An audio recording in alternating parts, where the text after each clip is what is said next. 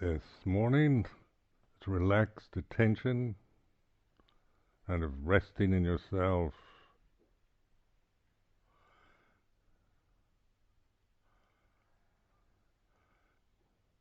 an attitude of openness and receptivity, rather than notice any tendency for compulsive uh, feelings of having to do something.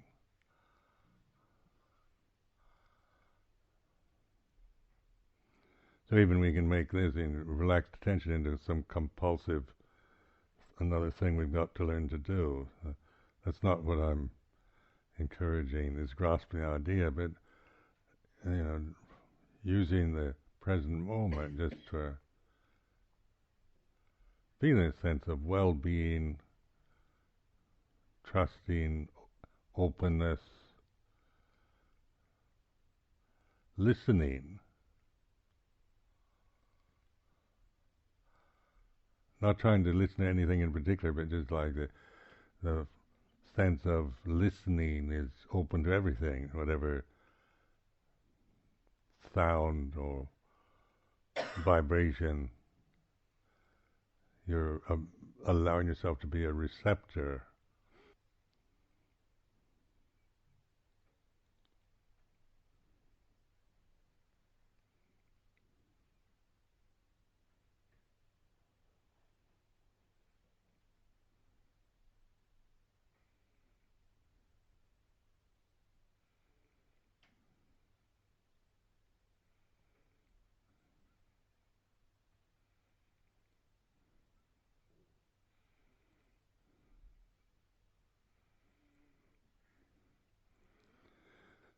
So regard meditation as relaxation, as openness. Ajahn Chah used to call it holiday for the heart, which baffled me at first because I always saw it as hard work. You get in there and you put forth enormous effort to concentrate on your breath, and then getting frustrated when you can't make your mind obey, having to do something, and instead of having to, there's something I've got to do. I've got to get rid of this wandering mind, get rid of my anger. To achieve, I've got to have more metta. I must be more aware. I've got to become more mindful. These are kind of the thinking mind. So listening is listening, and even listening to your thoughts, but not believing anymore or not denying, but just this kind of attentive, receptive listening.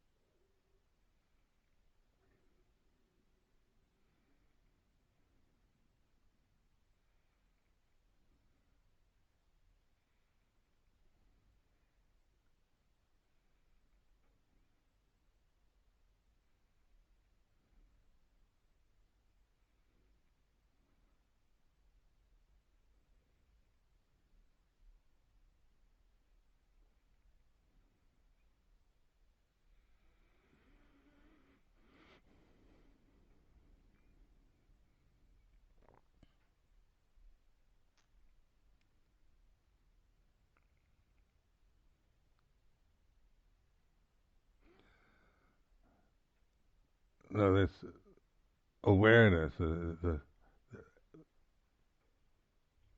is to be recognized. It's not, you can't make yourself aware through an act of will.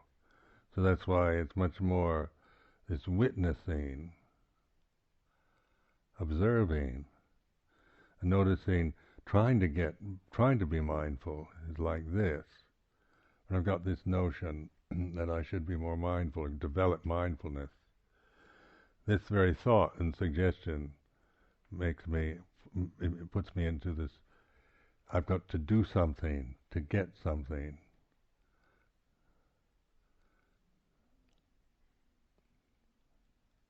And that leads towards this desire to become one of the causes of suffering. Desire to become a more mindful person.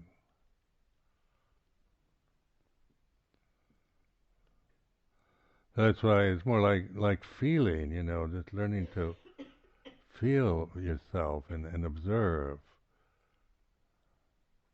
not with an agenda of attaining or anything, but just like a relaxed attentiveness to the present, an embracing of the present as is in whatever qualities or conditions you're experiencing.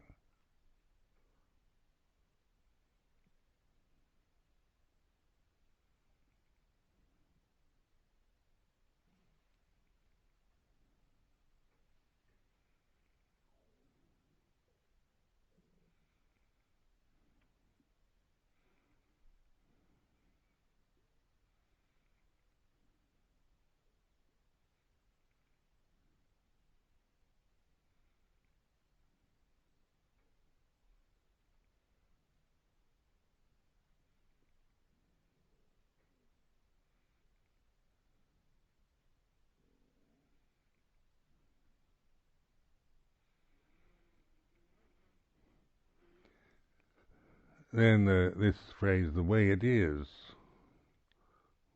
well, these words are pointed just to observe. It's like this, and with its intuitive attention rather than trying to define it or describe it. You don't need to describe how it is or whether it's good or bad or whatever, but just the way it is like this. As what the experience you're having right now is like this. This is an honest statement. It's just pointing to getting us to pay attention on this in this broad way to any kind of agendas we might have, or fears, or attitudes, opinions we're holding about ourselves or meditation.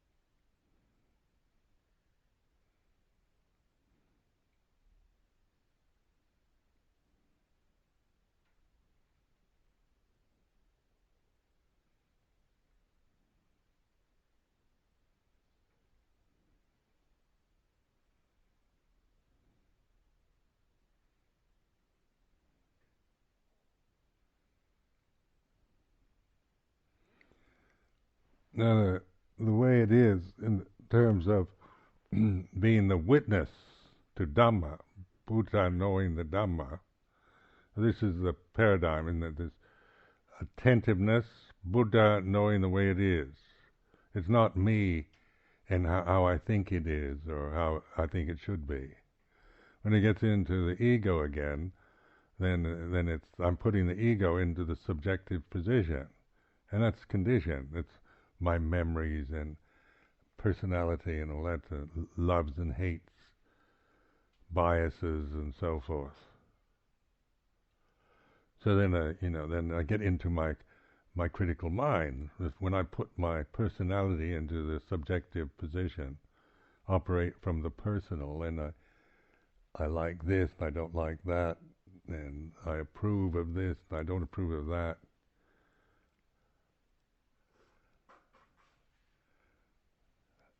But when I'm letting go of that false identity of the ego or the personality, then there's the pure subjectivity, pure consciousness,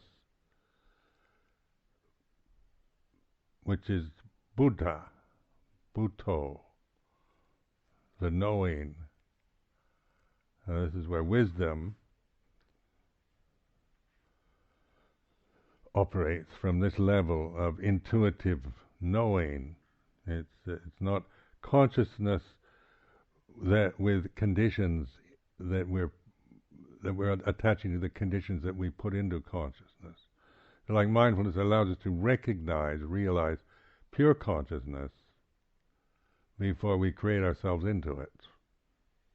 That's why it's empty, or anatta, no self. It's not a personal thing I'm creating. As soon as I create myself, then I'm conscious still, but I'm operating from this condition of self, and then I experience life through my loves and hates, my ignorant views and opinions, back in the samsara.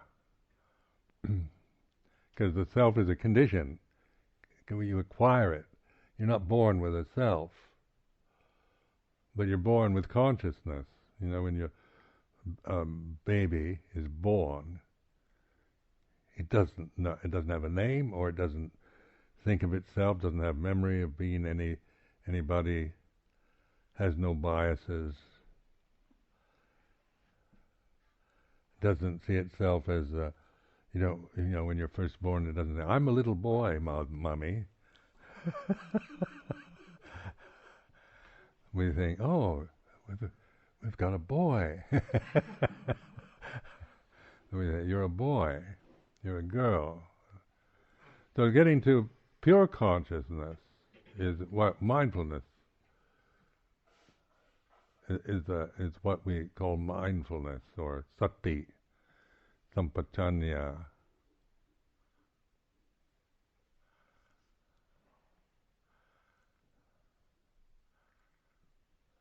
And then we have perspective on the self, and how I feel and what I like and don't like as a person.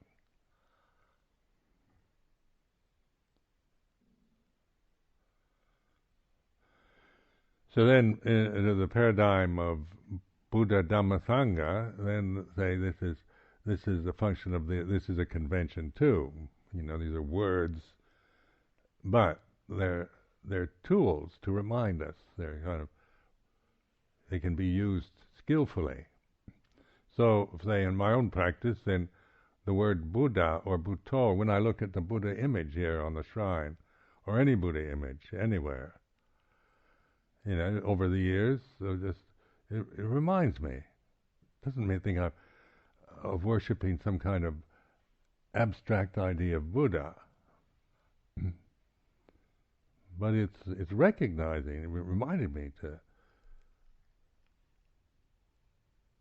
relax and open, to be this awareness, and that helps to put into perspective my own tendencies to always want to become, control, get rid of, resist, and get involved and overwhelmed with samsara, or the conditioned realm.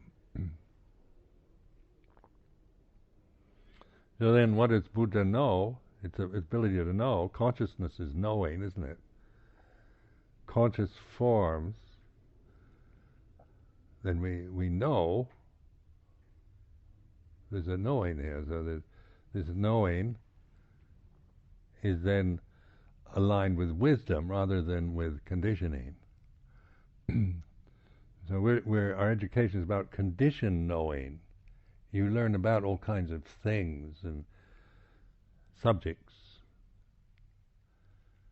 You read textbooks and manuals and theses and things like this to acquire knowledge from what other people have acquired, and so maybe know a lot about all kinds of interesting subjects.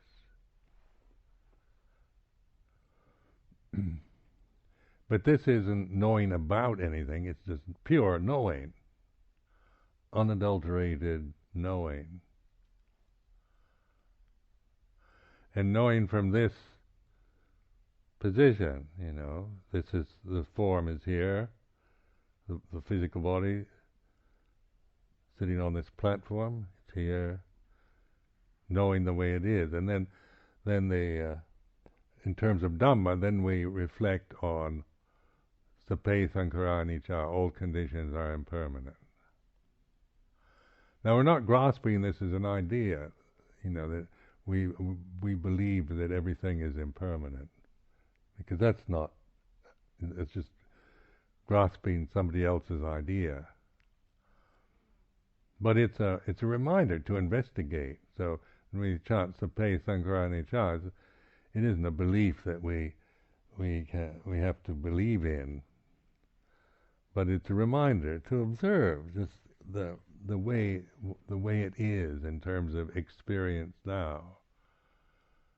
The feelings in your body, the general mood you're in, the experience through the senses, through seeing, hearing, smelling, tasting, touching, thinking.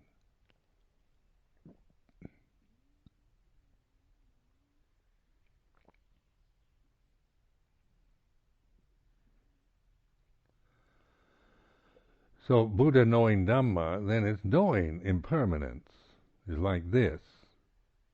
It's not making any judgment about impermanence being good or bad, isn't it? It's not. Then we're back into the thinking mind again. We in some of our ignorant states, we'd like all the good things to be permanent and all the bad ones to be impermanent.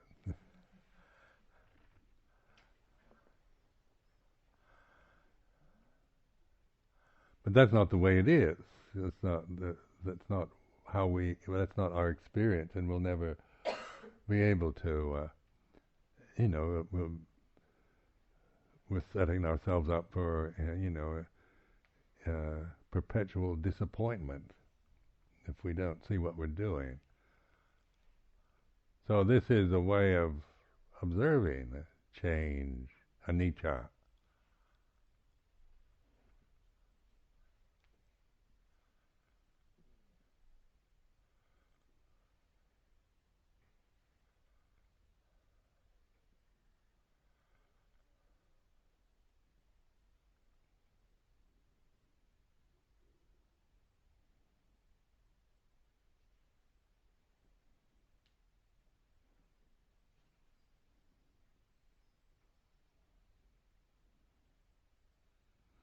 In the present moment, we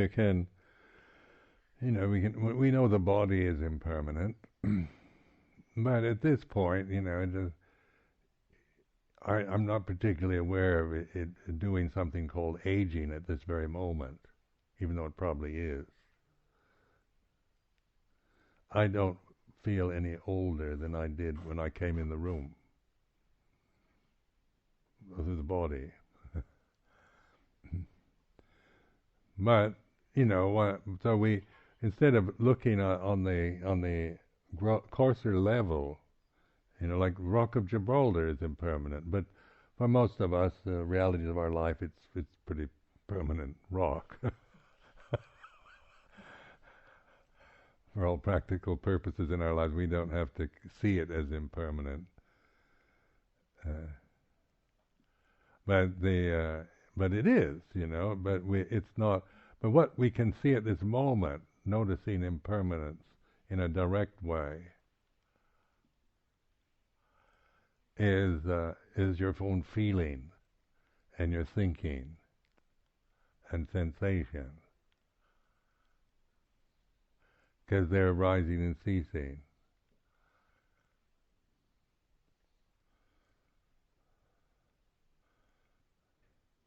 So the point of this is to see the Dhamma rather than when we think,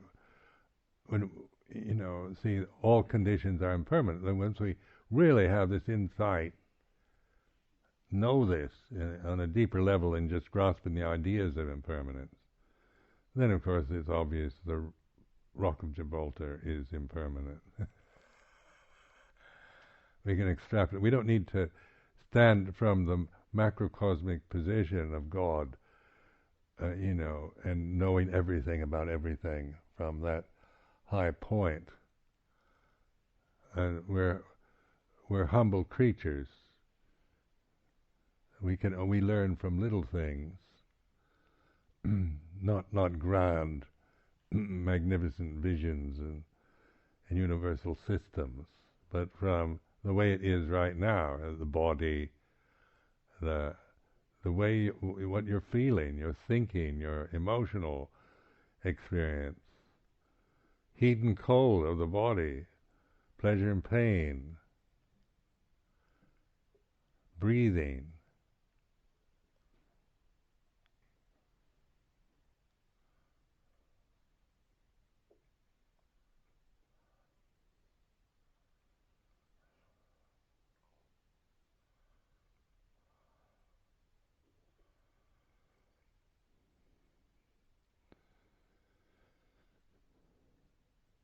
So this is where this mindfulness then puts us, this word reminds us, remembering, letting go, relaxing.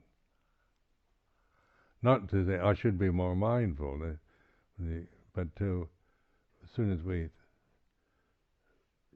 get caught up in our own habits, get taken over by the samsara, there's a point where we suddenly realize that we're caught in these cycles of habit. At that moment, there's an awakened moment.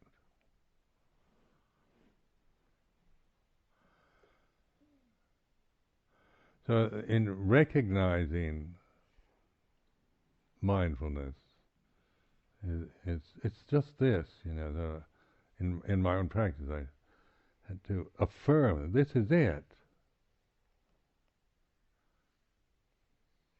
And then the thinking mind says, "Are you sure, Sumedho? You could be, you could be wrong."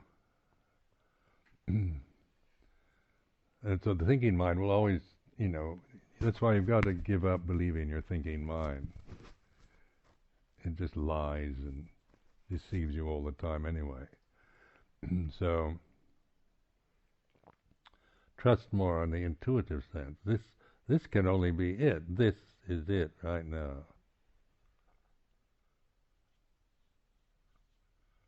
And it's like being poised and still, but alert and not in a trance, fully conscious. The body is functioning, doing what it has to do.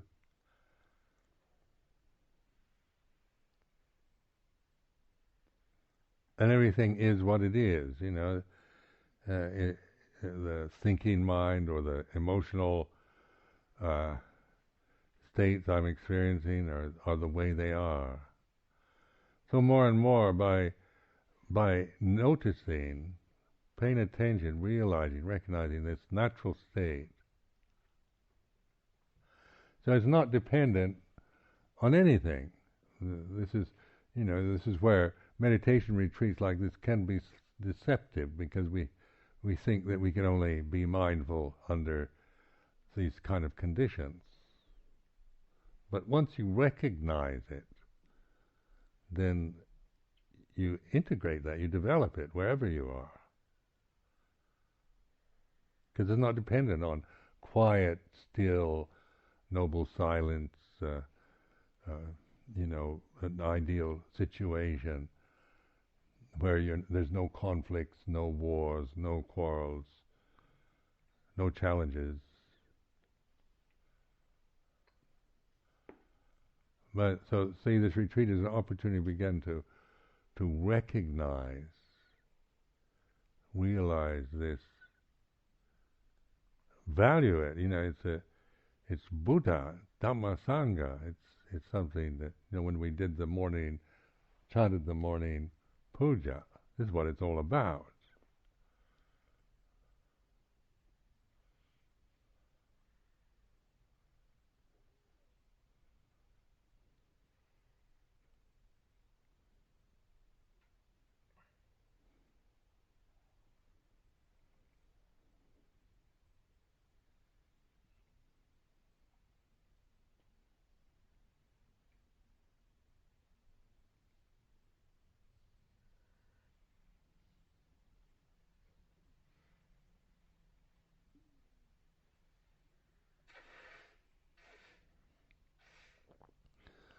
Now, recognize mindfulness is like this. Things, then we can observe, like the posture. Sitting is like this, and breathing, walking, meditation, standing, lying down.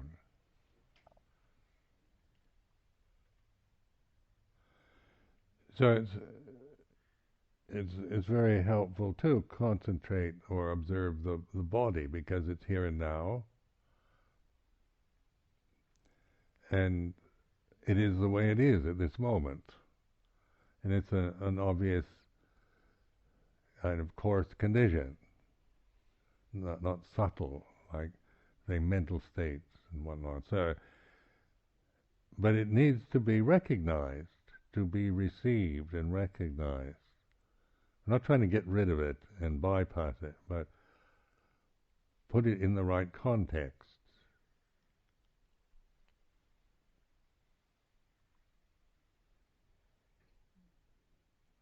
Because it's an energetic, conscious form, so we have to live with it till it dies. So might as well understand it, and no longer, judge it according to personal views, or trying to ignore it or make it do things it's not supposed to do, or misuse it, exploit it, which we oftentimes do, and people are doing all the time because they identify with it and they want to use it, and we get ourselves into all kinds of trouble and miserable experiences because of that. So in meditation, we're not trying to exploit it or misuse it, but recognize it with this awareness, with the sati and the panya, with the wisdom.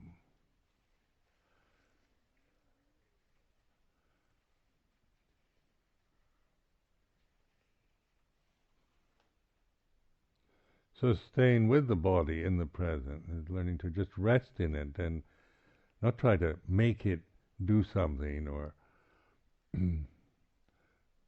force it to obey you, but to observe it, the experience now of your body sitting is like this.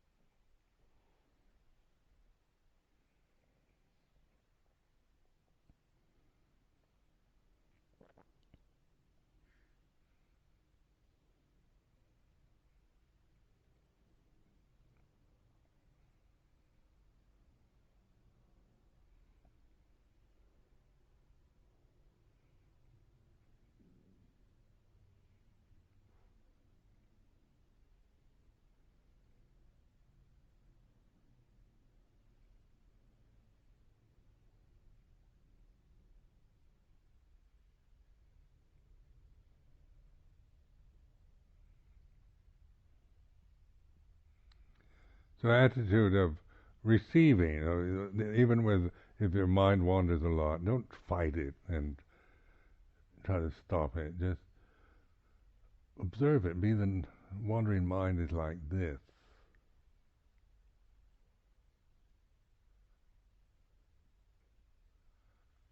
So what or emotional states you might find, trying to whatever conditions that are that you're experiencing is grist for the mill. It's all path knowledge, and if you see it with the right attitude.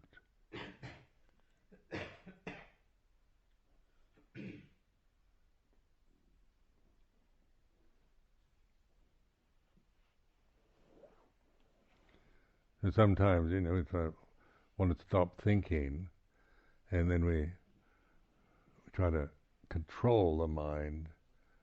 I used to do this a lot. With anapanasati, mindfulness of the breath.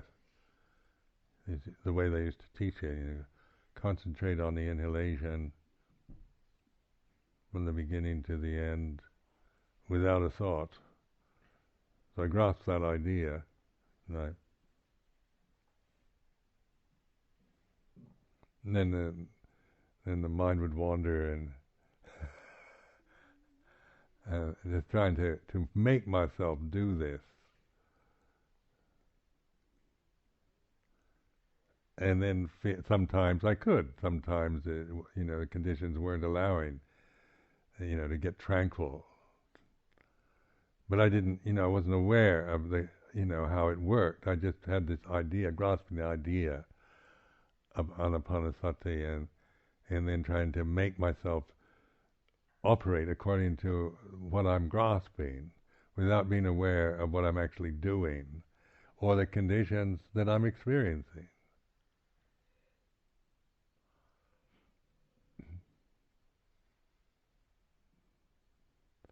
So with sati sampajanya, it allows us to just be aware of the conditions of here and now, both internally, like what you're feeling inside yourself, or the environment that you happen to be experiencing at this moment around you. It's like this. Being in a shrine room like this with a lot of people is like this.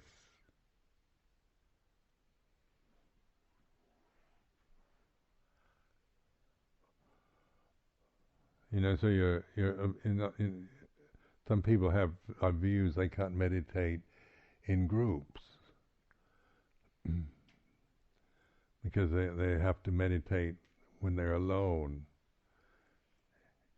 in a room or a shrine room all by themselves. Well, I think we can form opinions about what we can do and can't do. But this is not. But this isn't. Not trying to justify group retreats. But this is whatever your experience is the way it is. It's like this.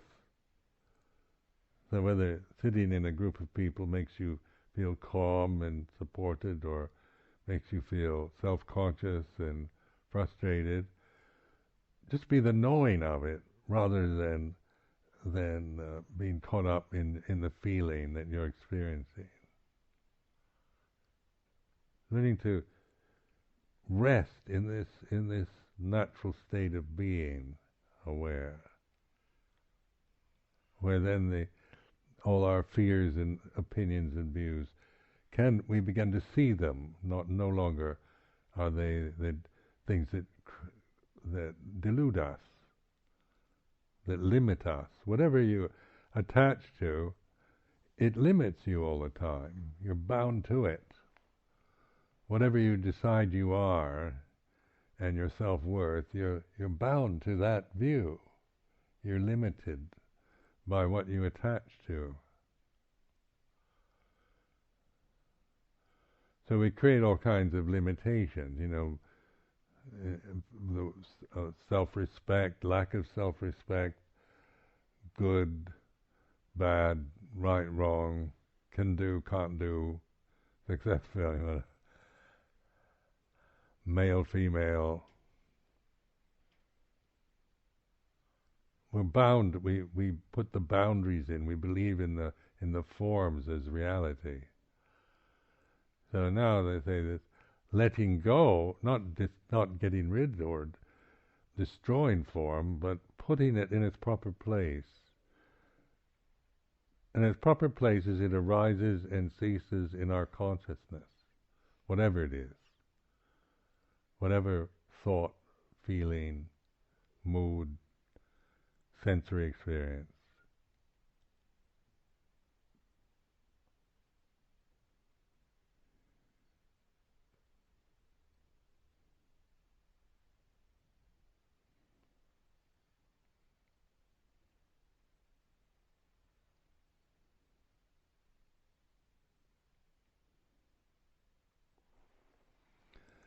So we're seeing it as Dhamma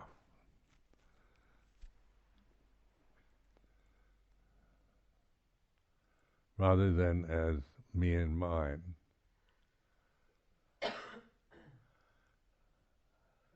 This is changing from the me and mine position to Buddha Dhamma Sangha. This is how I use these terms, so that they're quite practical and they're really helpful rather than just traditional.